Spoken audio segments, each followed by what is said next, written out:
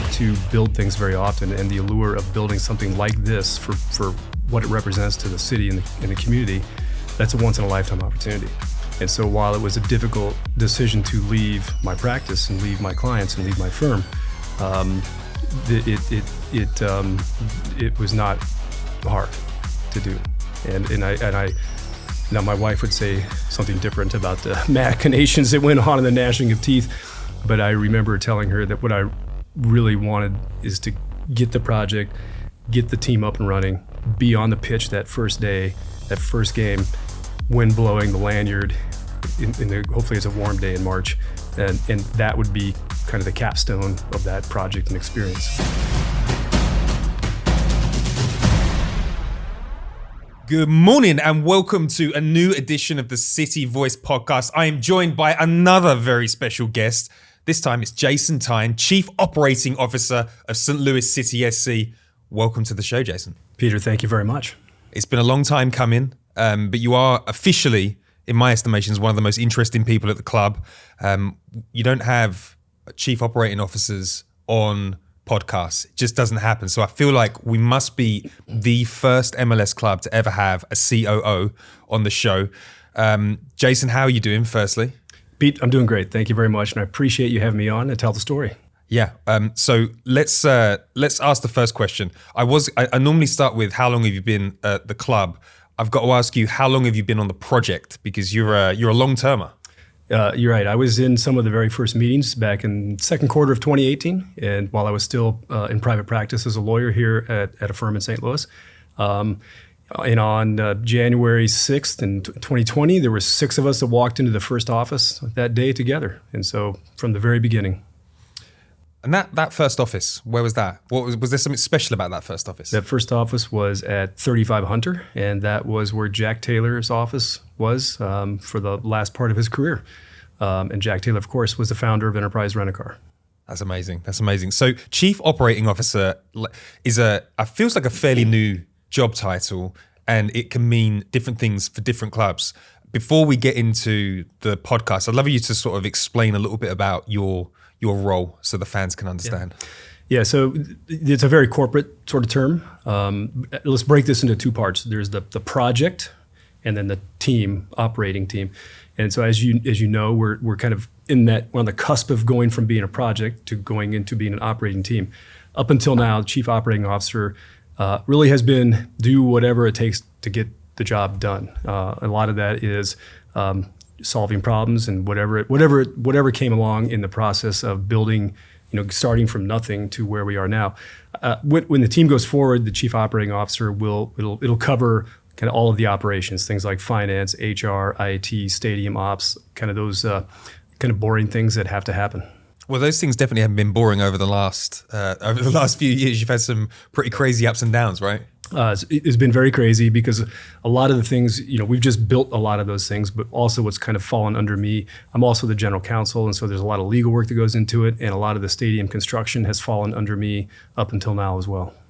Very exciting. Okay, before we get into the meat of the podcast, we have a very important section. It's called the Quick Fire Questions. Very creative on my part, naming it that. All questions have to be answered fast and they have to be answered honestly. First question, nice easy one. Softball for you, Jason. Tea or coffee? Coffee. Coffee? Coffee. Apologies to the Brits. I thought we were tea buddies. Tea buddies today for the podcast. Where do you drink your coffee? What's your favorite place to go? People hate this, but Starbucks Americano. Starbucks Americano, okay. Which isn't really even coffee. Okay, I might have to scrub that out. But you're chief legal, so you can say what you like. Favorite St. Louis restaurant? Dewey's. Sneakers or shoes? So I spent 25 years or more wearing dark suits, white shirts, and wingtips or cap toes. Sneakers. Sneakers all the way. One of the way. benefits of working for a football club is I can wear sneakers. And you are a bit of a show pony with the sneakers. You don't hold back. I try to keep up with the crowd. Yeah. Cats or dogs? Neither. Brutal. Rock music or rap? So I'm gonna try to kind of hit both here. Can I say Rage Against the Machine? A little bit of rap in there. Maybe Sublime. A little bit of funk in there. Typically rock. Maybe indie rock. Favorite band? U2. Is a hot dog a sandwich? So this is a debate within the club. We have a worker that does not eat sandwiches, and he's telling me that it is a sandwich, but he will eat it. So I'll go with sandwich. Where did we find somebody that doesn't like sandwiches? The HR guy. The HR guy. Okay, well, I shall not critique. Which at the time was me, but that's okay. Favorite place to go in St. Louis? City Park. City Park. Love City that. Park. Love it. Favorite soccer player of all time? Roy Kent, hands down. He's here, he's there, he's everywhere. Apple TV, are you listening? If you were not a chief operating officer or a lawyer, what would you do? Or a lawyer? It's a great question. I don't have a fast answer for that one. Just dedicated to the law and the operations. It's all I know. Great. Okay, we're going to move out of that section. Early life. St. Louis loves a good origin story. Where did you grow up? Iowa. It's a state just north of here. Great. How was growing up in Iowa? Good. It's a very wholesome place. Were you a soccer fan as a youngster? So I played soccer as a youngster. Now, when I was a youngster, obviously it was pre-MLS, probably even the NASL days. But in the places I grew up, soccer was not a major commercial venture. So I got to say, not a huge fan growing up. But I played, so I was a fan of the game, just not of the professional sport. And then before you moved to the club, you mentioned that you were a lawyer. Like, what sort of law did you practice, and where did you study? So first of all, I worked at Thompson Coburn here in St. Louis for over 20 years. I went to the University of Iowa Law School. My specific type of law was essentially tax law, private client, which is trust and estates, but a lot of estate and gift tax. But remember, lawyers are problem solvers. And so the substance of the problem, it doesn't really matter. We solve problems. Great. And then final question on the early life. How did St. Louis City come into the equation, and what's your relationship been with it? So when I was at the firm, I had the good fortune of working with many members of the Taylor family, including Andy Taylor. Andy Taylor is a very dynamic individual, and one of the things he started was this project. And in those early meetings, he called me, joined the meeting to talk about starting the project. How did he pitch that to you? I mean, like, what's that like? You know, you're working on tax, and then all of a sudden this comes on the table. I mean, that must have been a pretty crazy moment. You know, a client like Andy does a lot of different things, and I was fortunate enough I was fortunate that he included me in many of those things. And so here's how it went. My phone rang, and I answered, and he says, "Why don't you come down to the office this afternoon, and we're going to talk about a new idea." There you go. That was the new idea. That was the new idea. Now, keep in mind, there had been other attempts to bring Major League Soccer to St. Louis. And the one just prior to this one, he had been, the people who were behind that had talked to him as well. And I was in some of those meetings with him. And so it wasn't a completely new concept. Now that failed for a lot of reasons, but evidently Andy kept it in the back of his mind and decided in 2018 that the time had come. So without giving too much away, Andy famously said that he'd never wanted to get into sport. What changed his mind, and what was the thinking behind starting a club from scratch? I mean, it's a pretty difficult project. Yeah, Pete, as you know, you've heard it a million times, and we've said it a million times around the city. It's more than just about soccer. And from Andy Taylor's perspective, who, by the way, is not a soccer fan, none of the Taylors really were soccer fans. Carolyn famously bought the book Soccer for Dummies, and she'll proudly tell you that. And so for Andy, it was really about the community and about the region and what a development like this and what we see out here can do for St. Louis and the region. So on a personal level, what were your thoughts? Like, was there ever a moment of doubt of whether you wanted to jump into this? Was this like a sit down in the garden with a cold beer or a gin and tonic? Did you have to think about it, or were you just like, this sounds cool, let's jump in? Yeah, keep in mind, it started out as a legal project. Yeah. And the project was, of course, trying to get the MLS to award the team, to allow the team to in St. Louis. And as we got through that process, the project got bigger and bigger, and it got to a point where I had to drop out of it and work on all clients, or drop all clients and work on the project. Lawyers don't get to build things very often, and the allure of building something like this for what it represents to the city and the community, that's a once-in-a-lifetime opportunity. And so while it was a difficult decision to leave my practice and leave my clients and leave my firm, it was not hard to do. And I now my wife would say something different about the machinations that went on in the gnashing of teeth, but I remember telling her that what I really wanted is to get the project, get the team up and running, be on the pitch that first day, that first game, wind blowing, the lanyard, hopefully it's a warm day in March, and that would be kind of the capstone of that project and experience. What shifted for how you operated? Like you go from doing something very successfully in law for many years. Like, are there more variables? Did you have to squat up on anything in particular, or did it, because you've been solving problems for so many years, does the chief operating officer role come naturally? No, because it's completely unexpected. It's a startup, and every day you walk in and you don't know what you're going to get. And just today in the office, we're talking with some coworkers about how can we make the TIFO, which just pure size of it. How do we enable the supporters to do that? Yeah, that's a kind of just a random thing that pops up today. Every day is like that. And it's invigorating, it's exciting. But I remember that first day on January 6th in 2020, walking in the office of 6 other people, and we all kind of looked at each other like, now what? Because really nobody had ever done this before. And so it's like, okay, here we go. So what does day one on a brand new project look like? Because there were no guarantees that St. Louis was going to be awarded the franchise. Like, where do you start? What's the first thing that goes down on a piece of paper when thinking about something this big? Yeah, well, so if you go back to day one, back to say the second quarter of 2018 when we started down the path, that piece of paper actually is supplied by the league. And we started the project off by flying up to New York and meeting with Don Garber and others from the league. And it would have been me and Carolyn, Lee Broughton, Jim Kavanaugh, Andy Taylor sitting at a table across from Don and a number of other people from the league. And keep in mind, in 2018, we had just come off a failed attempt to bring Major League Soccer here. We had just lost the Rams. And so here we come from St. Louis and saying we want to do this.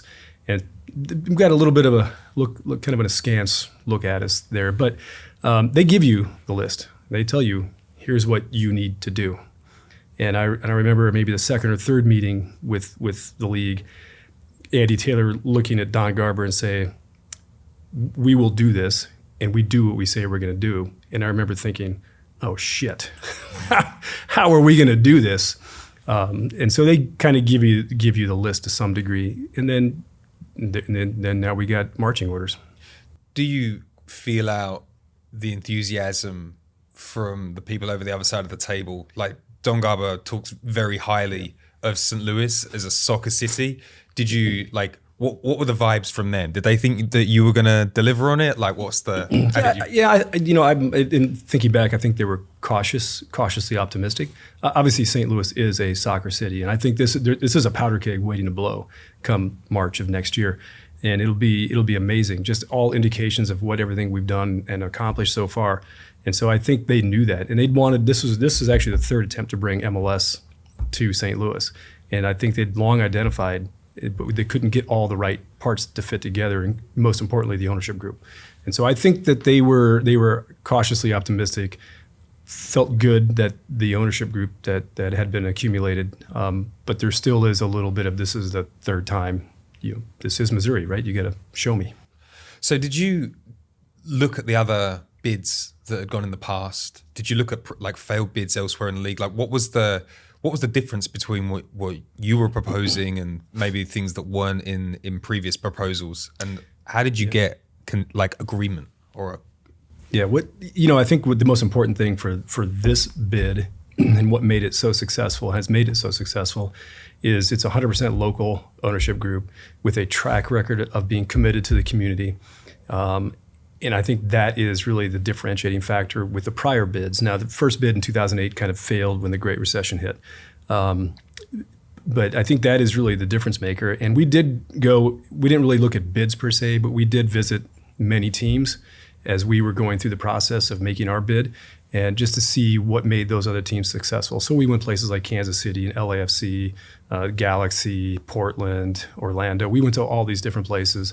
To try to learn what made them successful. And so we picked up a lot, and everybody was very helpful. And so, But I think it all goes back to the ownership group. 100% local.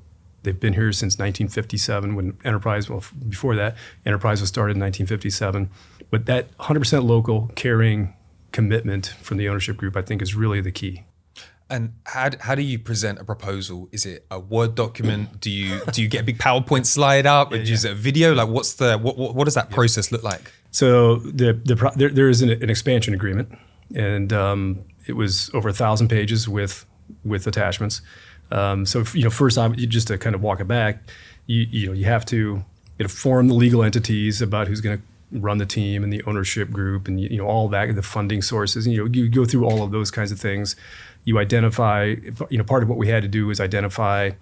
One of the requirements that the league was very, very firm about was we had to have a downtown open air soccer specific grass field stadium, and that's a little difficult. Now we got a little bit lucky in the sense that NGA, this land used to be on and off ramps. NGA forced a change in the interchange at Jefferson, which made the on and off ramps unnecessary, and we were able to buy the vast majority of the land we needed for this project right here. And we had to pick up some other properties along the way, but that was like the critical component. Now we had the place downtown like they wanted, and then it was just a matter of building a stadium. But there was a variety of things like that. We had to show support from potential sponsors, show support from governmental entities, state and local. Had to show support through the community as evidence of ticketing prospects. We had to go through all of that, and it was about 1,000 pages. So, how did it rank in terms of things that you've done in your life, like for pressure? And I mean, there must have been quite a tight deadline to get it done, right? Yeah, it wasn't too tight, but it was. It wasn't. No, it wasn't the most pressure-packed thing I've ever done. I'll say that, but it was also fun. It was a fun thing to do. You get the call that you've won, or Andy does, or somebody does. Like, what's the approach there? Are you all sitting in a room when you get the call? Is it an email? Is it a letter? Like, how does that happen? So officially the way it happened was at the league's annual meetings in summer of 2019. That was in Orlando, where they always have that same time as the All-Star game. We were in Orlando at the Board of Governors meeting when I think the official vote took place. Now, it wasn't officially announced, I think, until August 20th, 2019. But we were in the room for that. Wasn't completely a surprise because the hard work had been done. But it was a celebratory moment, no doubt. And did the league give you a bit of insight as to what they thought was strong about the bid? What stood you out? Again, I'm going to fall back on the ownership group. I think that was a differentiator. And if you look around the league, probably the strongest teams have the best ownership groups. And so, plus you factor that with St. Louis being a soccer town, it was. They didn't give us a criteria, but I truly think it was the ownership group. Fantastic. Okay, we are on the land that was an off ramp. Yep. We can see the beautiful City Park Stadium in the background, the green grass. This project was a monster. We built the stadium. Let's talk about the biggest problem that hit the world as we were expanding. Like, talk to us about the stadium project and the global pandemic. Yeah, so keep in mind, we like I said, we started January 6, 2020. The six of us walked into an office, and then 9 weeks later, we all had to go home. And so, we had, at that time, 6 or 7 employees. So we essentially built, the entire team during a pandemic. We hired over 100 people through Zoom. And that's, very, just from our side of it, set aside the construction for the moment, it's very challenging to build that scope that quickly and do it and try to build culture. And it was impossible. And so when we were able to finally go into the office, we hired incredibly talented, motivated, and competent people. They couldn't wait to go back in. But that was a challenge to try to do everything we had to do throughout 2020 from Zoom. And it was a challenge. From a construction perspective, like rules weren't written. There weren't laws in place.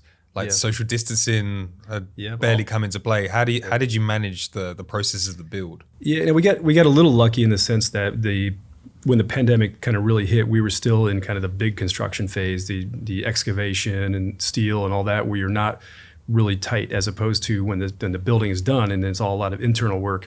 By the time that happened, we'd had vaccinations and all, still masking for the most part, but it was challenging. We had some blips along the way where a team of steel workers or whatever who worked together closely, one would get COVID, they all got COVID, and that there would be an issue of trying to find replacement workers. And we had a lot of those bumps along the way, but the construction team did a phenomenal job of working through it.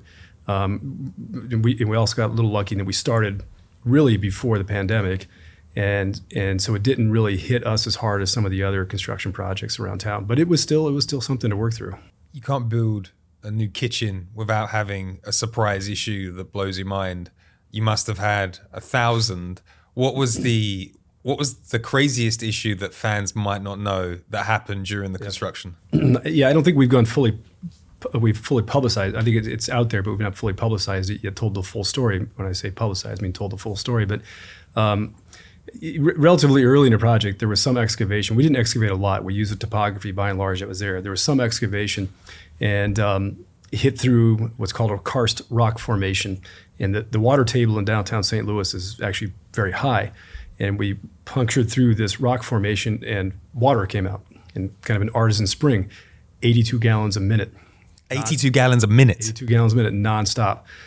That was a pretty serious problem because it sits under the seating.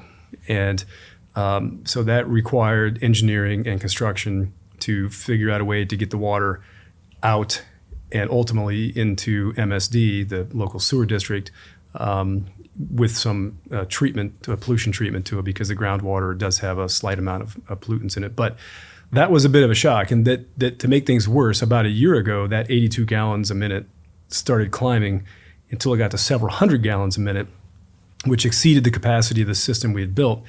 Ultimately, we figured out, and we didn't know where it was coming from. And so we didn't know if we had to tear up part of the stadium to redesign the system and what that would have meant from a time frame perspective. Ultimately, we figured out it was a broken water main, which happens periodically in all cities. But if it happened once, it could happen again. And so we had to find another solution, and ultimately we did. But that was a dark day when we found out about the I think it got up to 900 gallons a minute before we figured out it was a water main and got that fixed. How do you sleep? Not well, not well. And then of course we had this little electrical problem here in September, but that was also a little bit of a unpleasant surprise. What? So your first appearance on the City app was talking about the electrical problem. It has been solved. I mean, I don't think we've spoken since after the Bayer game. Like, how did everything go? Is the system robust? Do you feel confident about it next season? Yeah, no, it's perfectly fine. There's a temporary fix in place. The problem now we're caught in the COVID supply chain issues, where the parts to fix permanently the damage to the stadium, it's going to take some time to get all the parts in and rebuild it. And of course, initially the parts, it's a substation in the stadium it was basically built there, and then the walls were put around it. Now we got the walls there, and so it's a much more of a complicated process.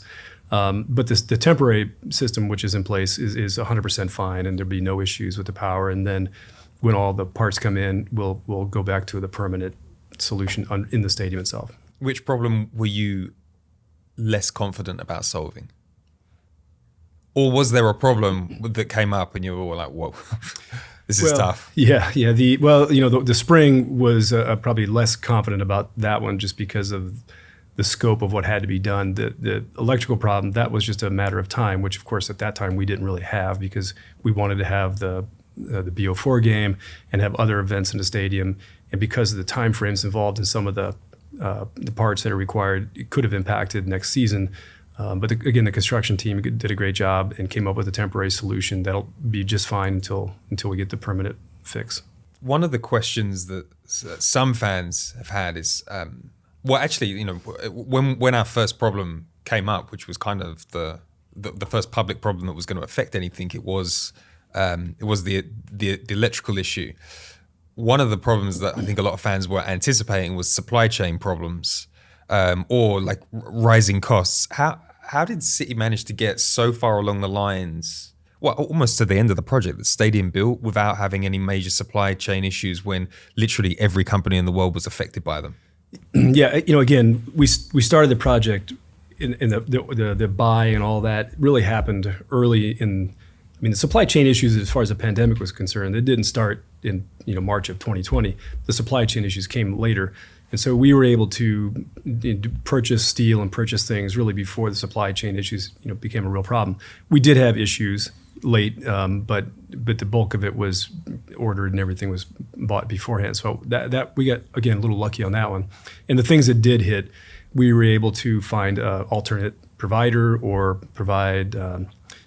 Ship things, by air or something along. We found ways around a lot of it, and then the construction team found ways around a lot of it, and so it wasn't as big a problem. Depending, and again, these other ones probably started just later than we did.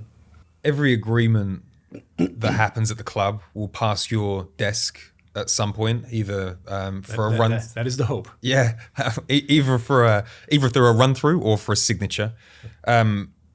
We weren't called City Park throughout our entire history. There was a different name. Yes. Yep. Talk to us about like that issue or that challenge when that came up. Like it was a bit of a jolt to the system. Like, how did that come about and how was it resolved? Yeah, so keep in mind the sources of revenue for a Major League Soccer team are sponsorship, tickets, merch, concessions, things like that. And in the sponsorship bucket, your stadium naming rights is probably if not the biggest, one of the two biggest sponsorship deals you have, and so it's a significant source of revenue. As you know, the Thein Corporation has undergone some changes in the last year or so, and refocused their efforts in what they're trying to do. And was it a shock and a surprise? Yes, absolutely. That we gotten this deal done, and they were going to be a great partner, and we understand where they're trying to go.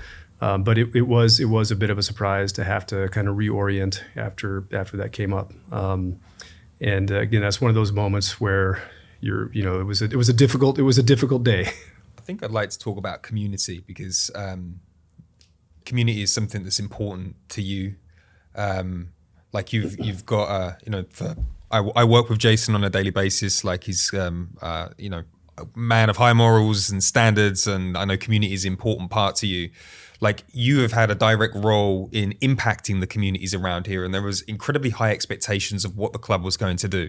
And I think at the start, when I joined the club, a lot of the new fans that I'd met were saying, we're watching you for the promises that you've kept.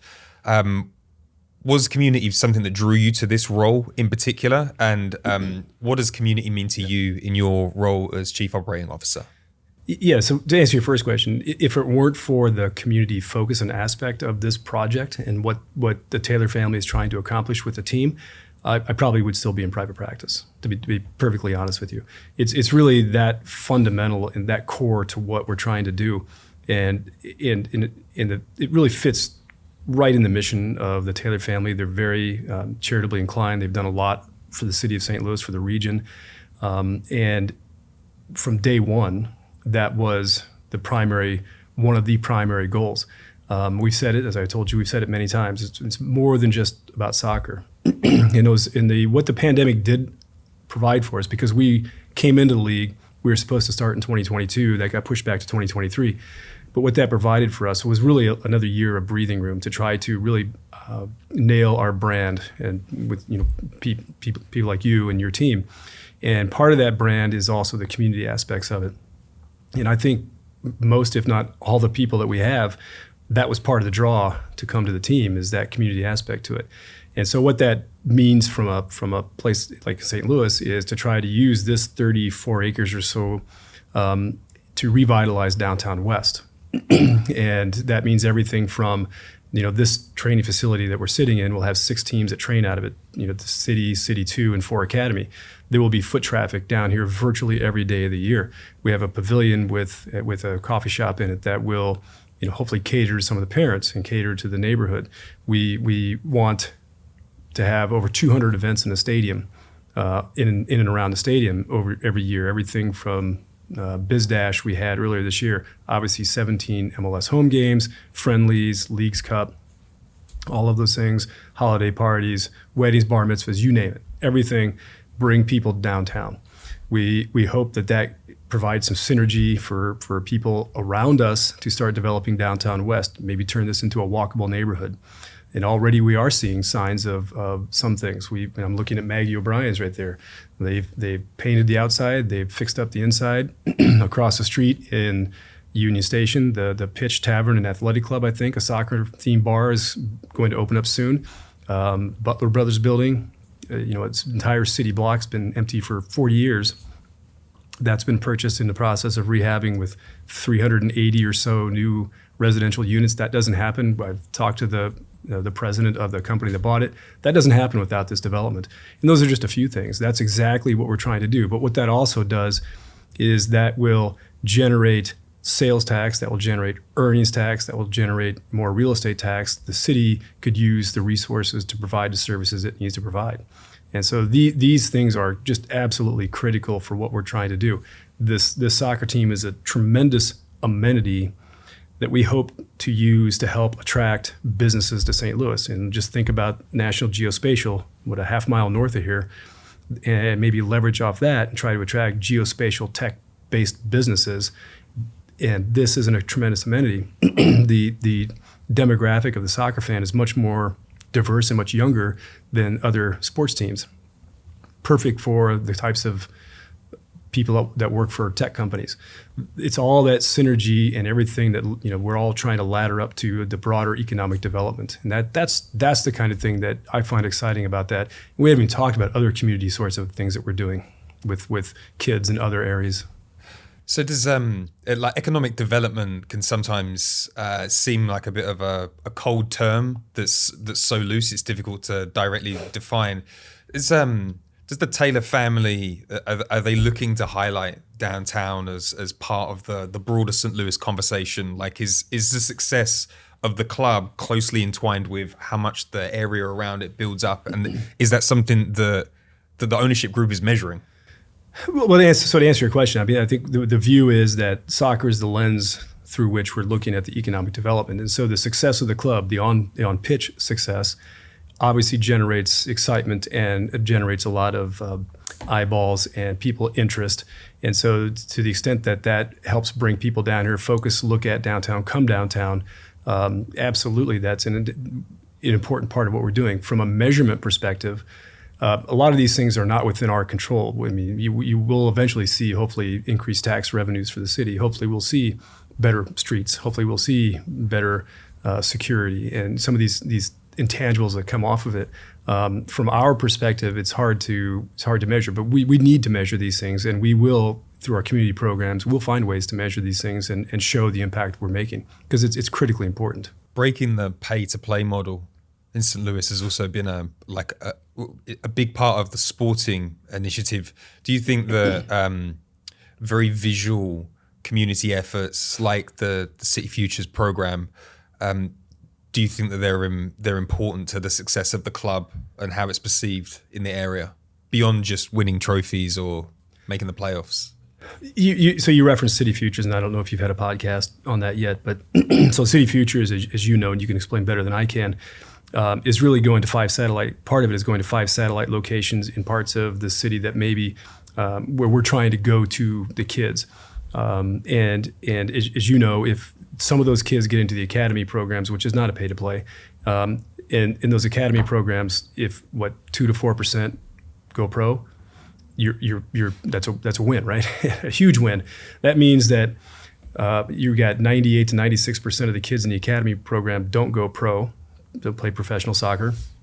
The kids in the City Futures, only a handful of them will probably go to the academy. And so what we're trying to do is, through the lens of soccer, make a difference in these kids' lives. And there's a variety of ways that we're working on that. And that's very critical. That's a very long-term fundamental approach to impacting a community through the lens of soccer and teaching life skills to these kids in the academy and the City Futures program. That's absolutely non-negotiable. That has to happen. Your job is, in the past, it has been in the legal world. cases of right and wrong and trying to suss out like who sits where. Soccer has had an interesting relationship with right and wrong over the last decade, like globally. Reputation is incredibly important to the Taylor family. Like if you work for Enterprise, you learn that very early on. You work for the soccer club, you learn about that very early on. How important is the way the club operates and the perception of how it operates to your role?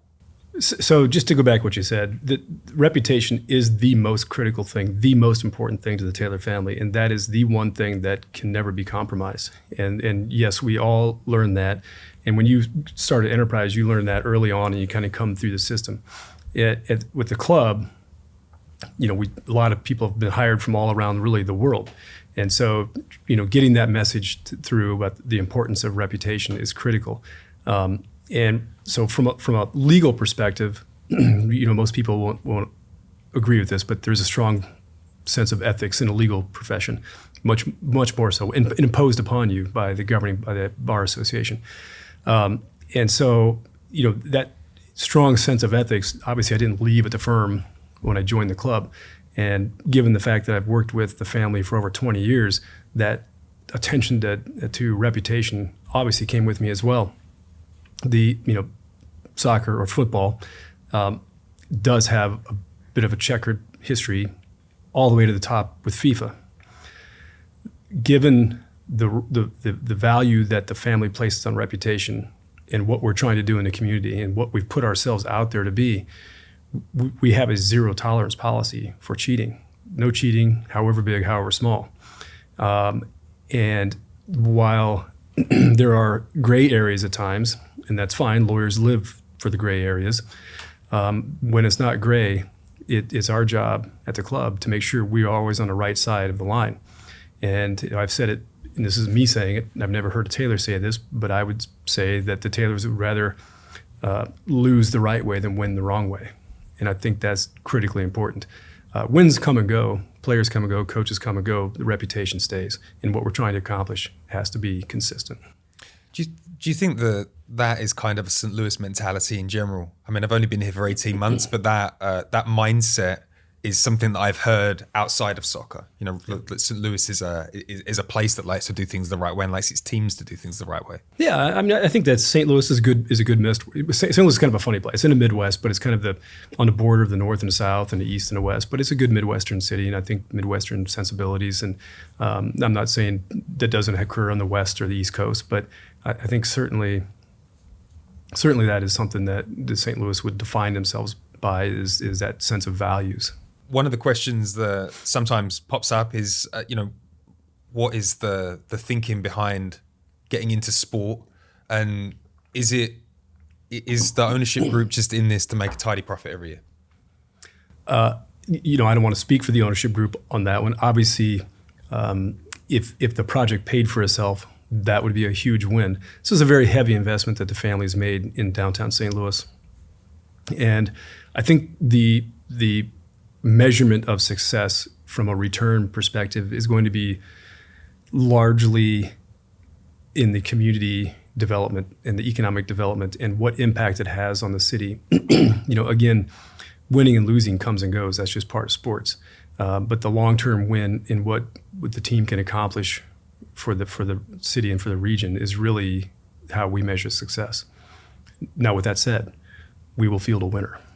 And we will be competitive, and we will compete for cups, MLS Cup, Leagues Cup, you name it. So bigger than soccer really does run through like the whole purpose of this. It's not just something we say. It's like bigger than soccer. The success is what happens downtown. Sporting, obviously, incredibly important, but like that's not the only thing people are looking at. And we hope not. We hope that's not. As well as I know, because we work together every day. We overthink everything, and everything. We have 5 pillars that we've come up with, and I try to tell people, view every decision through those 5 pillars, and view every decision how it impacts the community. Obviously, as we transition from a project to a sports team and the regular rotation of off-season, season, postseason, and so forth, soccer has and will and should be the focus by and large on a day-to-day basis. But big picture, the success has to be measured by the impact that we make on the community. So success for the ownership group is on the pitch, combined with community, equal importance there. What does success look like for you personally after the first season? What I would hope to see after the first season, this is probably just me talking. I would hope that we have a successful on the pitch first season. Now, how we measure that, I don't know that we can realistically hope to be in the MLS Cup. If it happens, fantastic. But a solid season on the pitch, building for long-term success from the sporting perspective. But I think really what I'd like to see, sports is all about tribalism. And I'd like to see a really good start to the formation of that tribe.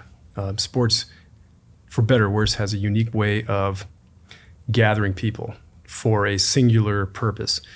Our purpose is more than just sports. It's about St. Louis and about the region.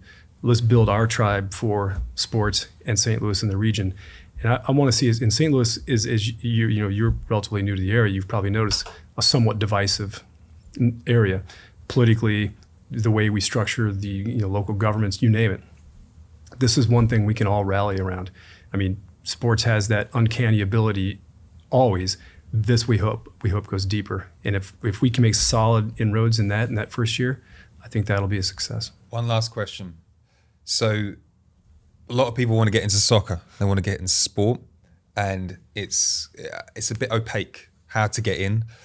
What would you say, having worked with lots of different departments, what would you say are the core attributes that make you right for soccer? And would you give any advice to anybody in any field looking to get into the game? Would you give them any advice on how to think about that?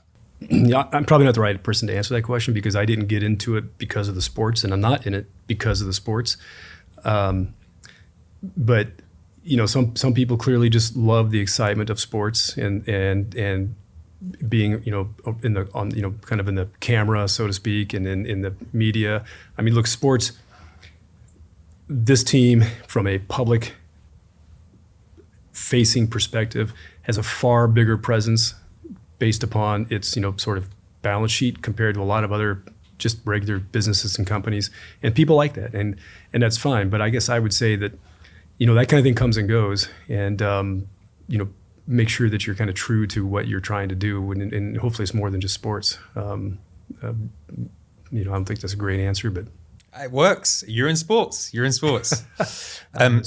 Jason, thank you so much for coming on and being so open and honest with your answers. I think the fans are going to love that. And if you are listening to this podcast on Apple or Spotify, jump in, give us a 5-star review. You can even write a review on iTunes and say that you love listening to the Jason podcast and you want him to come back next season when things are up and running. And on that note, Jason, thank you. It's been an absolute pleasure. Thanks, Pete. Speak to you soon.